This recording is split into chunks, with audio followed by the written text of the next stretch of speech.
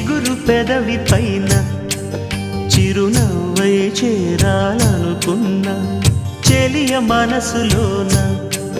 సిరిమువ్వై ఆడాలనుకున్నా ఉన్న మాట చెప్పలేని గుండెలు విన్నపాలు వినపడలేదా హారతిచ్చి స్వాగతించు కళ్ళలు ప్రేమ కాంతి కనబడలేదా